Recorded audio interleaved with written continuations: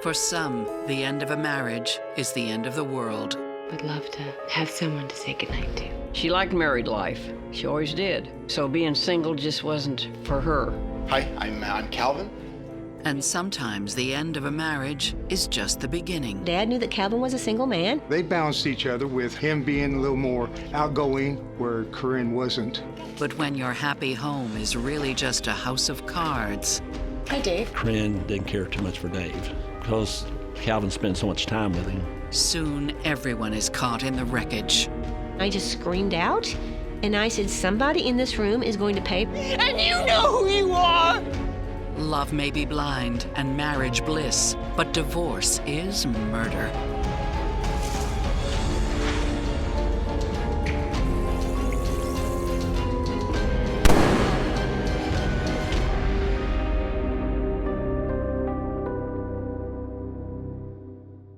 Rochester, Illinois, a small town 3 hours southwest of Chicago, the place kind, devout Corinne Bell calls home. Corinne spends much of her time helping others and loves it. She worked as a nurse's aide. The big thing that Corinne did was just taking care of people. That's just something that she enjoyed doing. Corinne is the mother of 3 boys and used to be a devoted wife. She had a husband who was in the Navy, and he was gone a lot. She sacrificed everything for her marriage, but after 12 years, she's all alone. Well, she took the divorce pretty bad. She wasn't a good thriver, being single. She liked married life. She always did. So being single just wasn't for her. With 2 children out on their own and another ready to take flight, Corinne is lonely in her empty nest. Still, she keeps herself busy. Corinne loved to garden. She kept a nice home. The church was very important in Corinne's life. I think that probably got Corinne through on a day-to-day basis. That and her daily hit of endorphins. Corinne really liked being fit. She did not flaunt herself. Corinne was ultra modest. She kept herself covered a lot of times from head to toe. It's not a terrible life, but Corinne yearns for more. She was just lonesome as a person, and I'm not going to say that kids don't fill a void in your life, but there's another void that you need emotionally besides your family.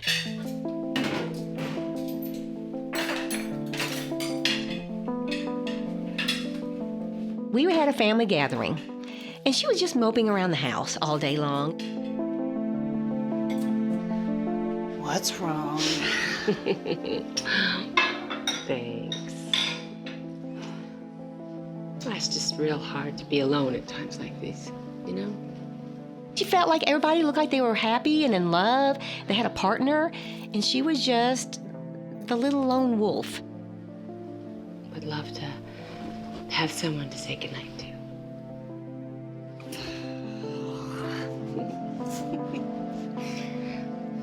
Thank you for the cake. It's pretty. Corinne's father, Bert, can't bear to see his daughter suffer. So he hatches a plan. Wow, this smells great. I had no idea you were such a cook. Oh, no.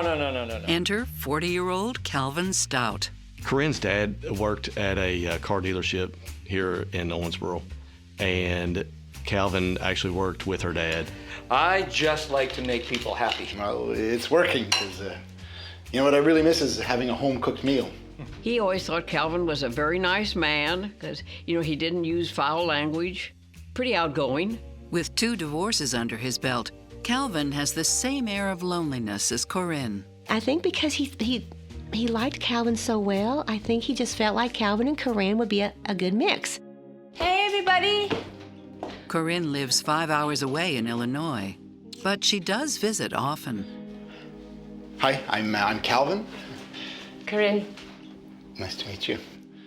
So Dad knew that Calvin was a single man, and he knew he had a single daughter. Why don't you 2 go and have a seat? This won't be long. Okay, this way. And Bert's plan goes off without a hitch. No, thank you. I'm fine, thanks a lot.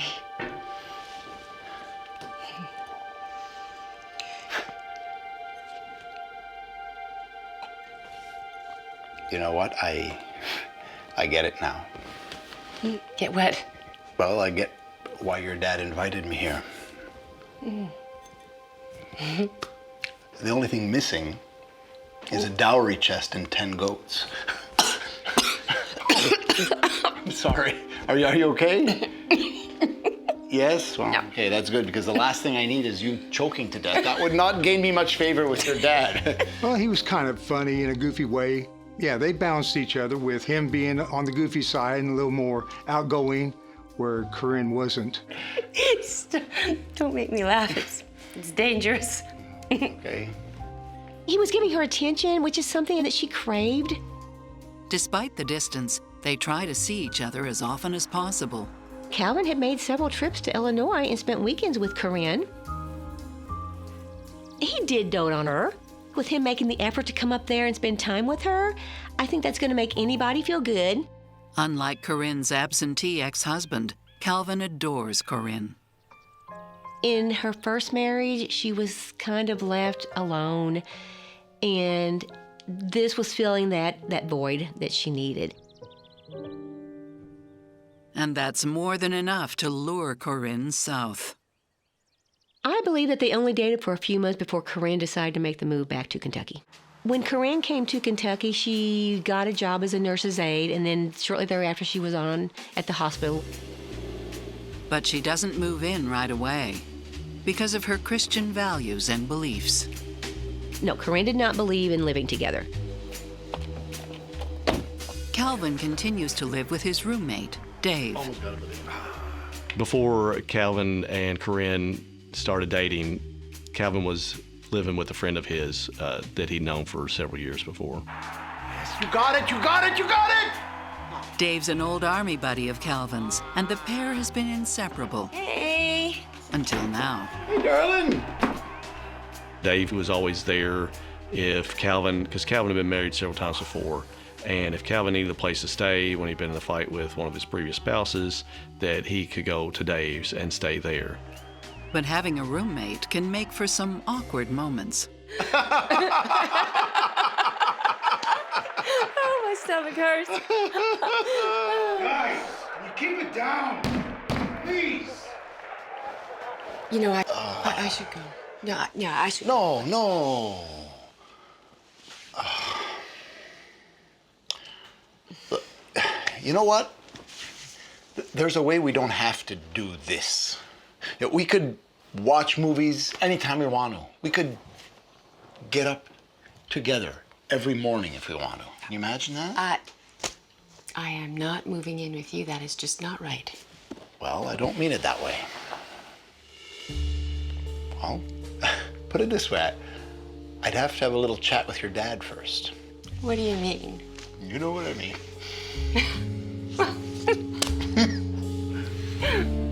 The couple have known each other for less than a year, but each is certain they've found the one.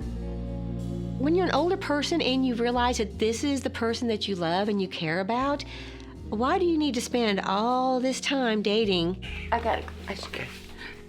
She was very happy that she was getting married. I don't think I've ever seen Corinne so happy in my life. Psychotherapist Stacy Kaiser and forensic psychologist Brian Russell wonder if the couple is moving too fast. When I look at the timeline of Calvin and Corinne's relationship and the fact that a portion of it was long distance, I really think they are moving too quickly.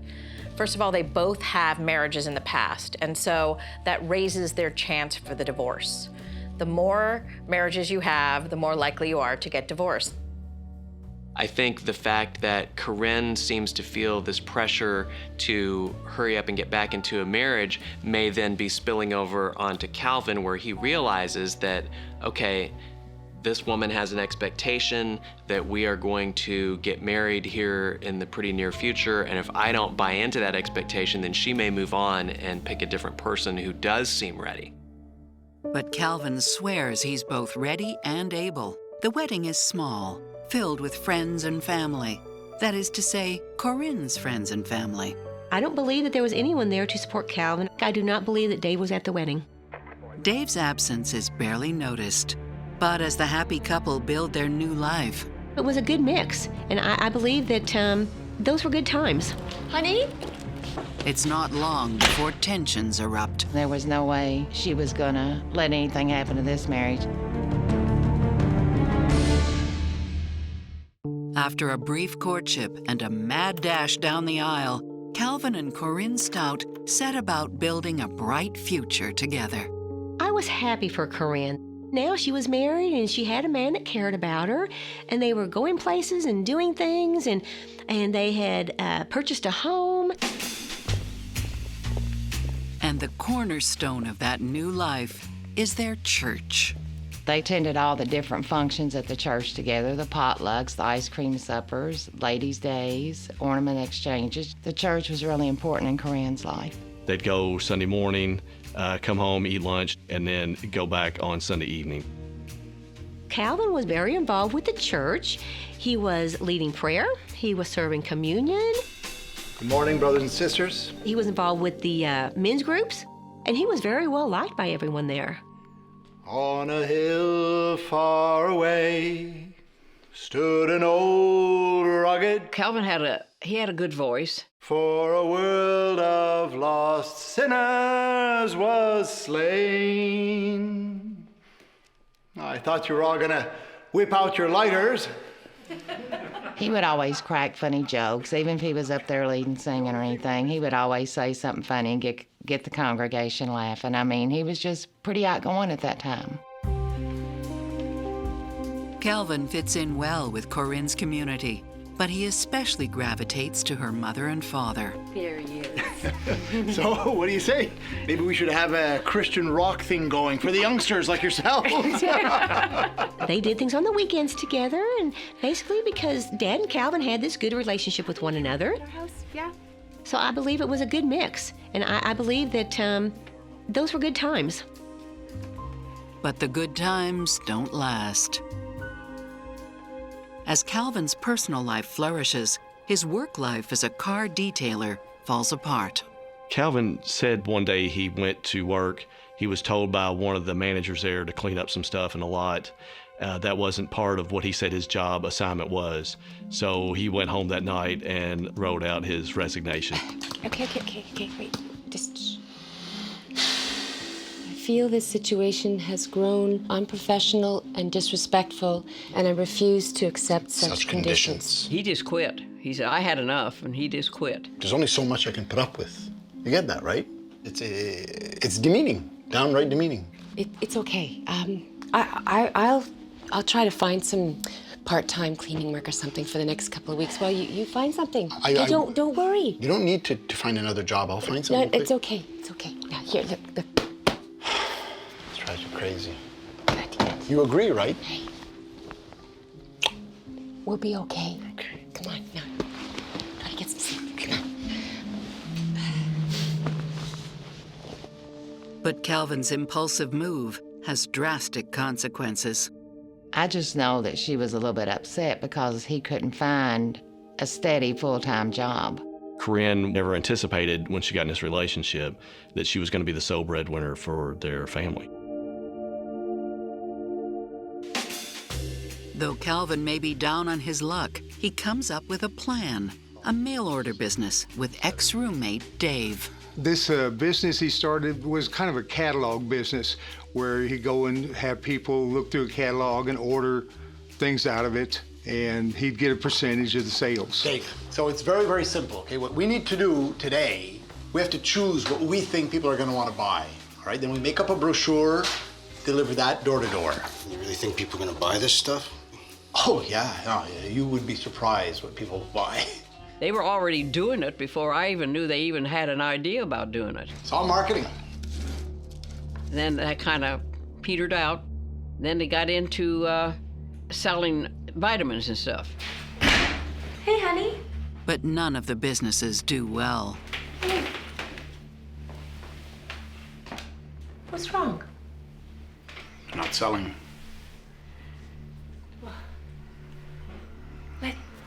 Let's not worry about that, huh? What do you say we go for a walk? We can get some ice cream? And Dave's constant presence in their house looms large. Hello, Dave. Corinne didn't care too much for Dave because Calvin spent so much time with him. And the bad news just keeps on coming. Mom and Dad decided to move back to Illinois. That took a toll on her again.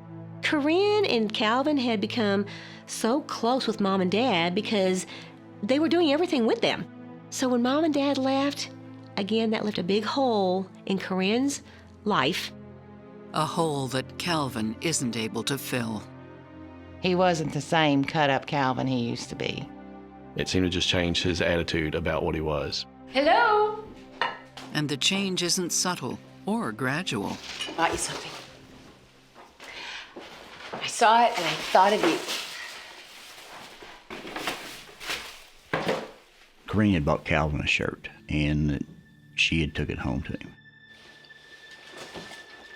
I hate it, actually.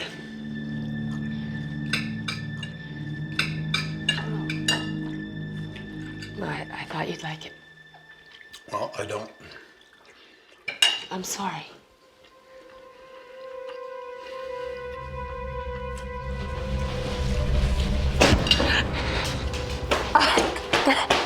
Stop! Stop! Stop! Oh, stop! Stop! Stop! He kind of had a habit of doing things like that, and Corinne spent a lot of time saying she was sorry. And Calvin's bizarre behavior isn't just limited to private moments. There were times Corinne would come home for lunch, and Dave would be there. Hello?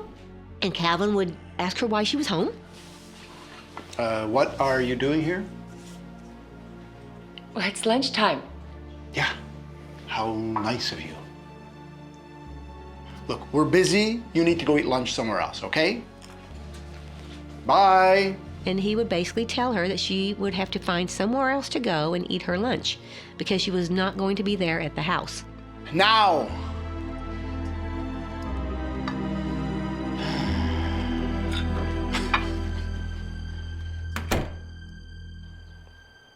Corinne just has a hard time standing up to people.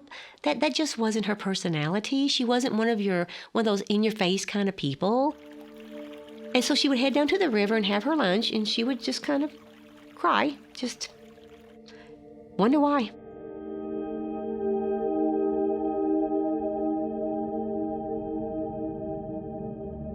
Corinne was very quiet. I think the reason she didn't want to tell us, I think she was probably thinking she didn't want another marriage to go down the drain. You know, you don't want to tell your family things.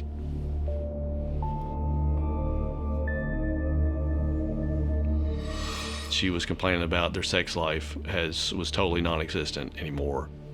She was very upset with this and with Calvin, and it seemed like it didn't bother him. It didn't matter to him anymore that they weren't in a sexual relationship.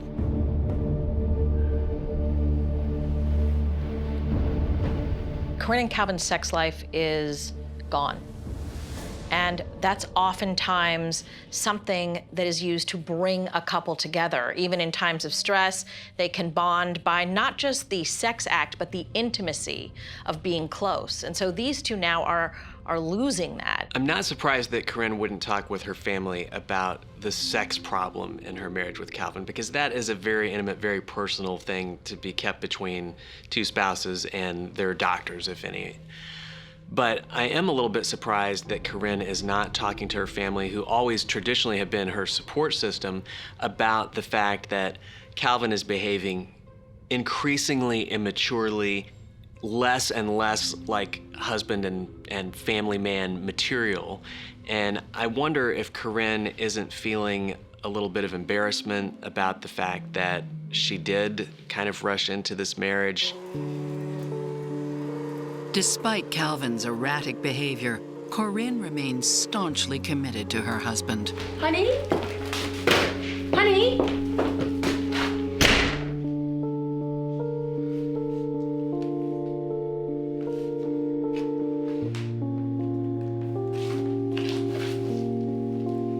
Corinne, she was a faithful person, and she had already had a bad marriage, and there was no way she was gonna let anything happen to this marriage if she could. She wanted it to work. Corinne is determined to keep her marriage intact at any cost. I think they were getting pretty rough. Do you realize what you're asking me to do here? But she has no idea how high the price may be. She said somebody tried to break into our house. After Calvin Stout quits his job and his wife Corinne's parents move back to Illinois, the Stout marriage is showing signs of wear. Corinne was not only working 7 days a week, and she was going to church, and she was maintaining a home, and she was cooking meals. You have a spouse who's basically over here doing nothing. And the main relationship in Calvin's life seems to be with someone other than his wife. Dave and Calvin talked online a lot. They discussed the games. They kept up with just the weather. Anything that they could do to stay connected is what it seemed like. And Corinne is the odd man out. I think they were getting pretty rough. As Corinne feels unwelcome in her own home, she also begins to feel unsafe.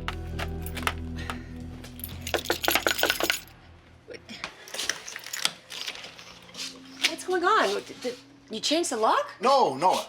Yes, I changed the lock. Why? It was broken.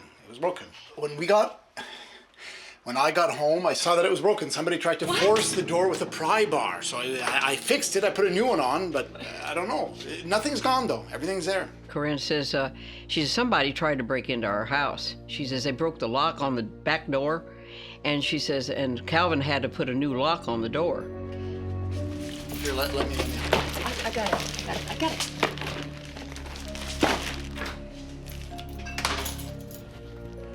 Hi, Dave.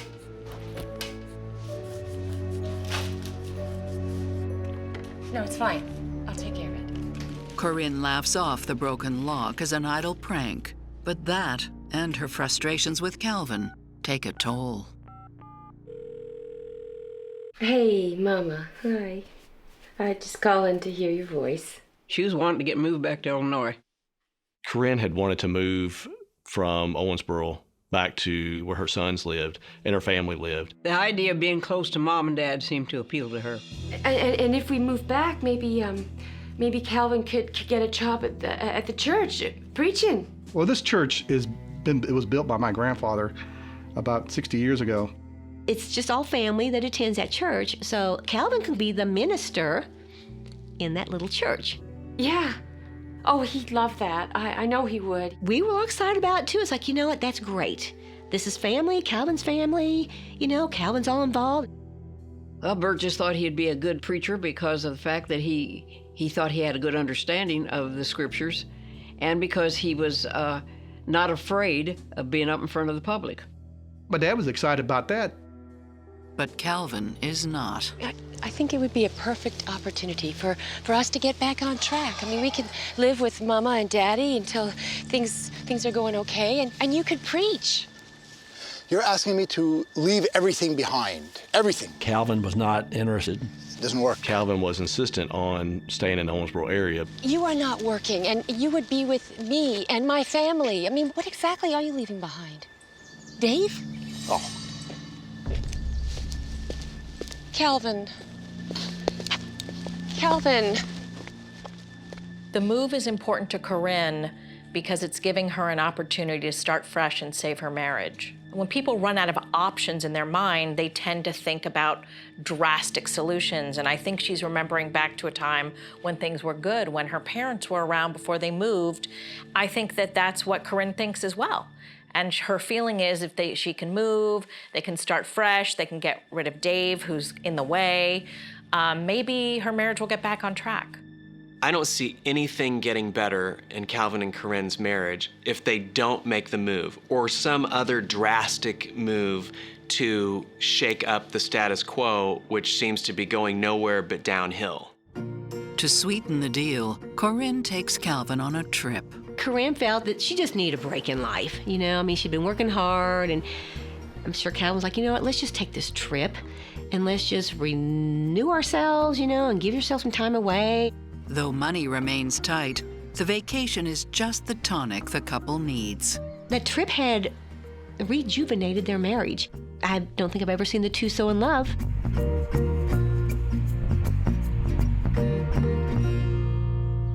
Yeah, we're just so excited, you know. I mean, there's just more opportunities over there. Despite the second honeymoon, Calvin still remains unconvinced about the move north. A couple of resumes, and I might... She was telling me that she had got some resumes in at Illinois, and she said hopefully they could get moved up there and Calvin could work with her dad in the church. And she was really excited about all that. I got a bite, so I think I'll probably have... Calvin was just sitting there listening to she and I talk. He had no comments. I think we should get going. And she said, so we're just going to go home and I'll see you tonight. Okay, bye. At least that's the plan. Services started at 6. He had went early for a business meeting. I got there a few minutes early, and he walked up there to me. Sorry, did you see Corinne anywhere? And I said, well, what was she doing when you left? He said she had gone for a walk. And I said, well, I bet she's fell asleep. He said, yeah, I bet she is sleeping.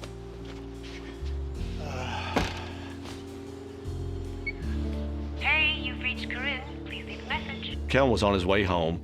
He actually called home to talk to Corinne. She didn't show up for service, and he said it wasn't completely uncommon, but he was calling to see what was going on. Hey, darling, just wondering where you're at. I'm on my way home, and I'm gonna get us some ice cream, okay? So I'll see you soon. Bye. So when he gets home, he's talking to Dave. I just wanted to wish you a happy birthday. Make sure you have a good day. He hangs up with Dave while he's in the driveway. I'll talk to you soon, okay?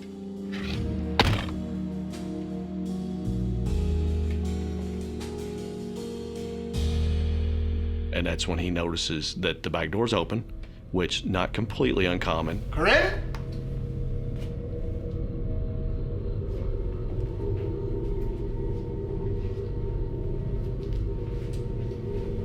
Corinne, are you home?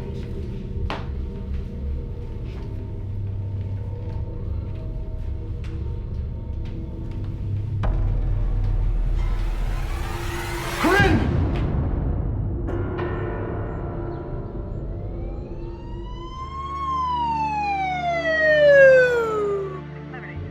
When we arrived, of course, the officers had already secured the scene.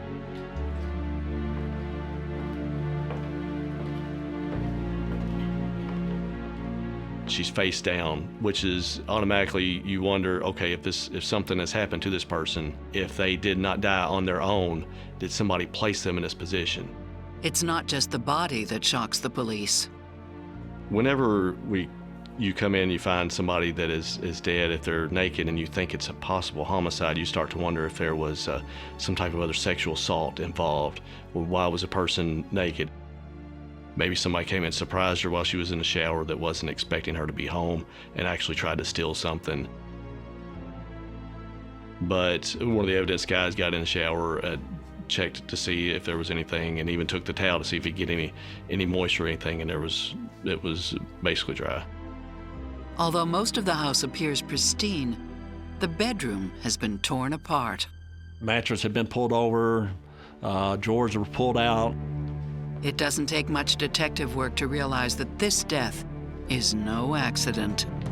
It appeared that she could have been strangled with different things within the house. Thought about, well, whoever tried to break in must have got in. And that person could still be out there. There was somebody in the area earlier that day. It was a white male. Corinne Stout is found dead, face down and naked. It looks like she's been the victim of a brutal sexual assault. Crime scene investigators take stock of the scene as detectives turn to husband Calvin for answers.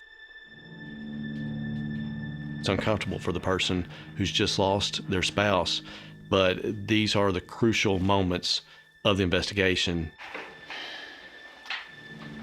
Take your time. Just whenever you're ready.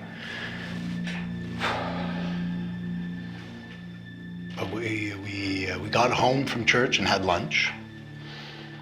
And at about 4:30, I went back to church. I had a meeting. Calvin starts to tell us, he tells us about his day. He goes through the whole Sunday. She was supposed to join me later on for service. Did you see Corinne anywhere? But she didn't.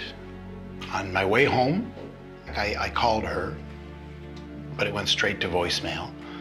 I did stop to buy ice cream.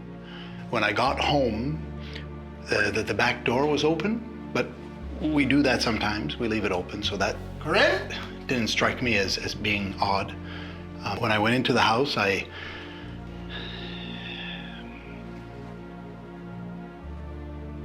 found Corinne lying on the floor. Corinne! Oh my God! With her face down. Corinne! Corinne, are you okay?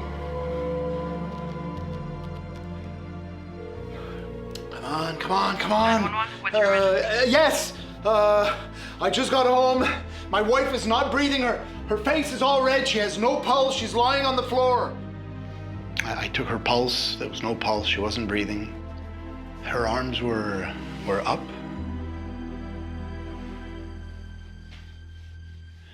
Some of the stuff that, as Calvin was during the interview, it seemed like he was just uncertain of things he was saying. Was it anything taken? I don't know. I don't think so. Maybe her rings, maybe some money. I don't know. It wasn't that he was giving us facts. It was that he was almost kind of questioning what he said to at points. I don't know.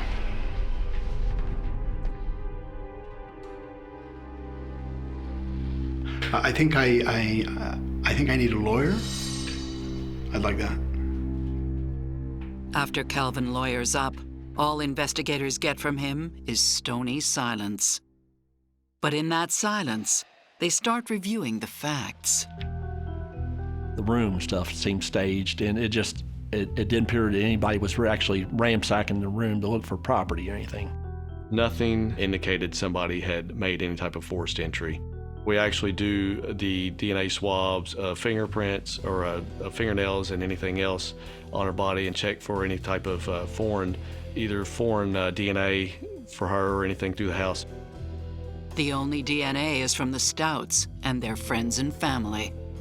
And there was nothing to indicate on her that she had fought anyone or had any other DNA on her body. While the crime scene delivers no leads, Corinne's neighbors do. There was somebody in the area earlier that day. It was a white male, late teens, early 20s, and they gave a description, somebody gave a physical description of him that they thought it might have been. It's not much to go on, but it's the strongest lead police have. Yeah. Until the coroner drops a bombshell. Calvin said she was alive when he left for church that evening, and when he came home, there she was dead on the floor. But the coroner said she'd been dead for several hours. That means rigor mortis had long set in before you made that 911. All right, thanks. Suddenly, the police aren't dealing with a stoic widower. And they're not the only ones who've reached this conclusion. It just does not make sense. The first few days, we were getting suspicious because the burglary aspect of it wasn't adding up. There was a lot of inconsistencies. They said that she had just taken a shower and she was naked in the living room. Well, first off, we all know how modest she is, and she wouldn't be walking around the house naked. You just knew that some things had kind of gone awry in their marriage a little bit. Don't you always think it's a spouse anyway first? I mean, that's just who you automatically think of. Those were kind of like, ding, ding, ding, that's a red flag.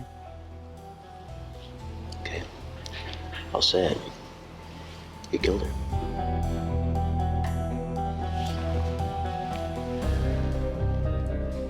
This isn't a burglary. This is Calvin. Not everyone agrees. Calvin went up there to stay with Mom and Dad the whole time that the funeral was being planned, because the funeral and her burial was going to be up there in Illinois. So here this killer is in our parents' home as if nothing happened. I'm sure it was difficult for Dad to believe that Calvin could do something like this because he thought Calvin hung the moon. Corinne's father introduced Calvin and Corinne. And so I think in this case particularly, Corinne's father may be motivated to want to believe in Calvin's innocence, because if he entertains the possibility that Calvin murdered Corinne, then there may be a rush of tremendous guilt associated with that about having introduced the two of them. And also, let's not forget that she wasn't giving them all of the facts about what was going on in their relationship. Well, I'm not surprised at all that her parents are sitting in the side of innocence. The other family members may have more information or may not have as much belief in them as a couple. They might be looking at the actual facts and circumstances because they weren't invested, they didn't fix them up, and so they're more inclined to believe that he's guilty.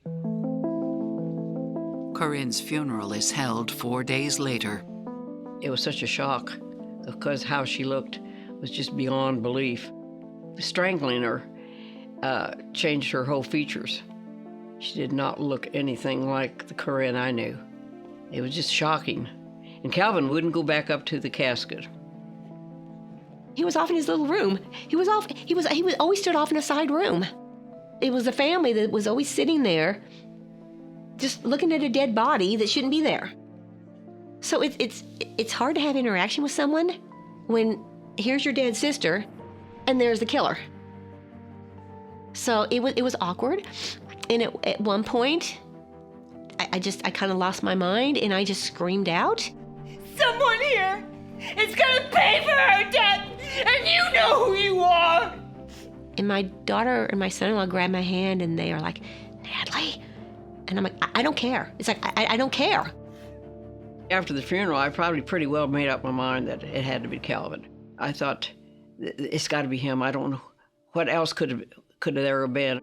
The family might suspect Calvin, but police also think he has other secrets he's keeping.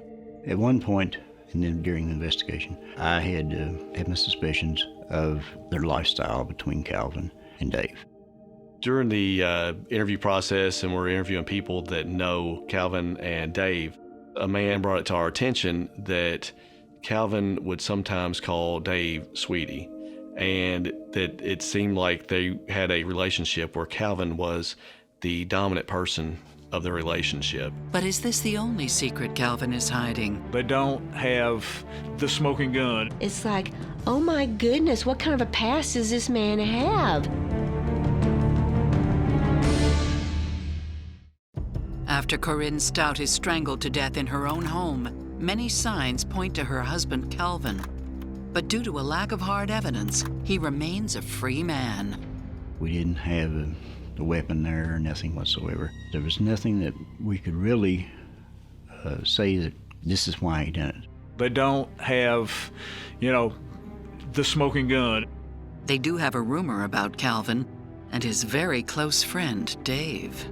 In looking for a motive for Corinne's homicide and knowing how much Dave thought about Calvin, if these two guys are involved in some sort of homosexual relationship, then Corinne was the one thing standing in the way of their relationship.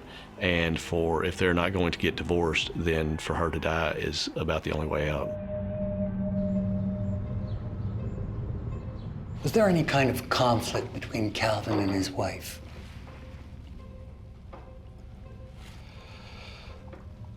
How did you know Calvin? When I interviewed Dave, he had stated that he had known Calvin for about 15 years. He talked about the relationship as far as that they were just close friends. You guys had a close relationship. Intimately close, or? We weren't lovers, all right? It's not like that. And when I confronted Dave about it, he got mad. And he denied it and said, no, there's nothing like that whatsoever going on there. Police do learn plenty from Calvin's old friend. When did you first meet? None of it good. We were cellmates.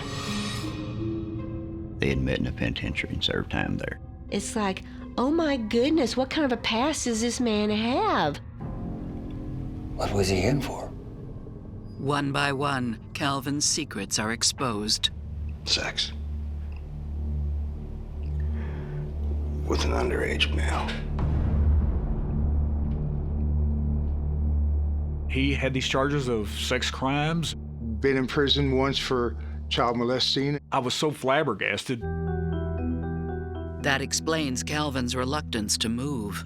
You're asking me to leave everything behind. Everything. A registered sex offender, Calvin can't move to Illinois without alerting local authorities, and Corinne in the process. With sex offender, it kind of affects where you're going to be staying at and everything. There was so much he had in his life that was secret, that no one knew anything about. The impact of all of this, yes, is that he is a monster. Meanwhile, Dave's alibi checks out, and his polygraph is clean. We didn't think Dave was involved in anything. He was very cooperative with us. Although Dave's interview establishes that Calvin is a liar, fraud, and a sexual predator, it doesn't actually prove that he's a murderer.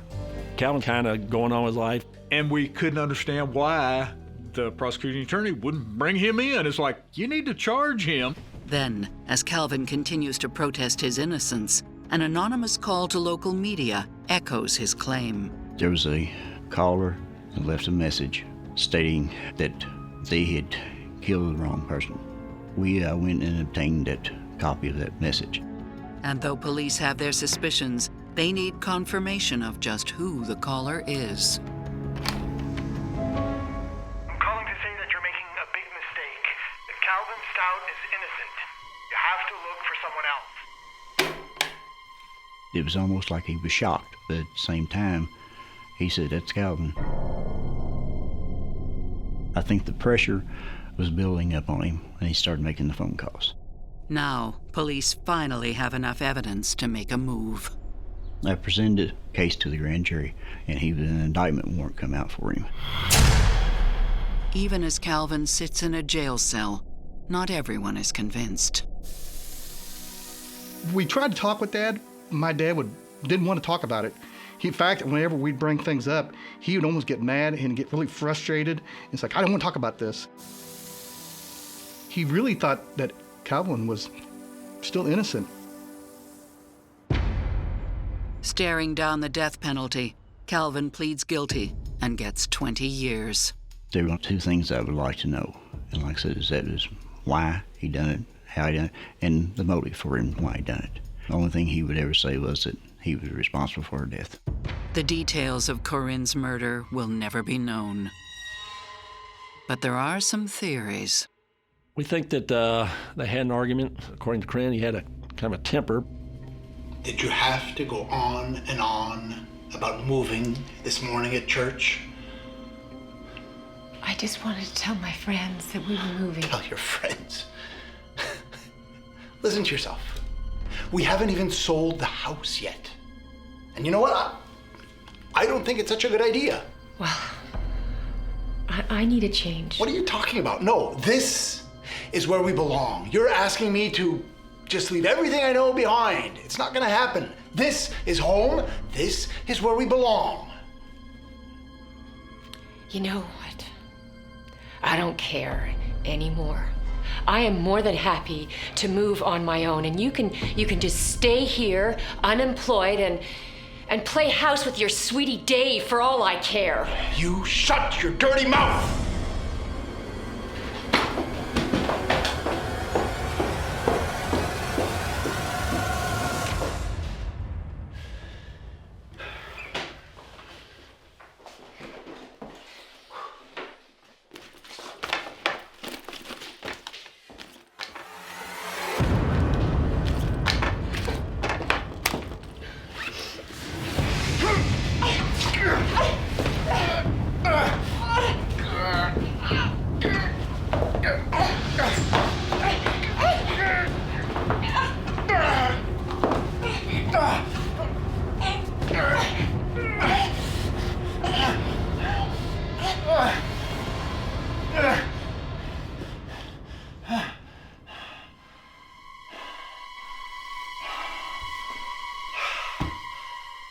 The strangulation thing, it shows it was anger. Something had snapped.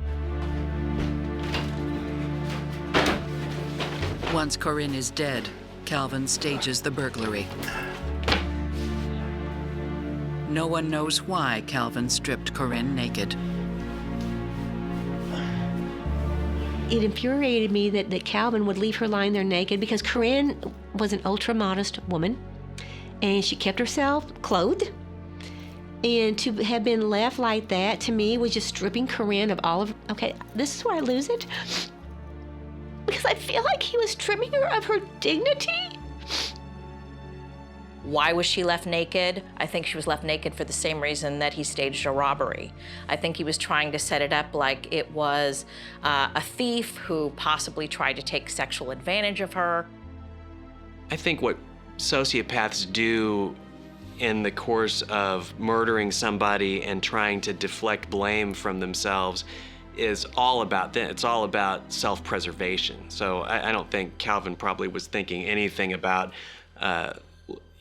let's degrade the victim or anything like that. I think he was probably thinking about how can I create more different other plausible possibilities for how this happened than me being involved in it.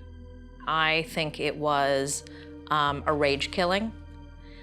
He has a history of impulsive, aggressive behaviors. He is a child sex offender. He's been to jail. This is a guy who doesn't walk around with much of a conscience. In 2016, Calvin dies of heart problems in prison. It's a fate that brings a sense of justice to Corinne's family. As a Christian, we're taught that you are to forgive. And I know that as a person, that's how I should be. But it was just like a wave of relief that's like, he's gone. He's never going to get out of prison. He's gone.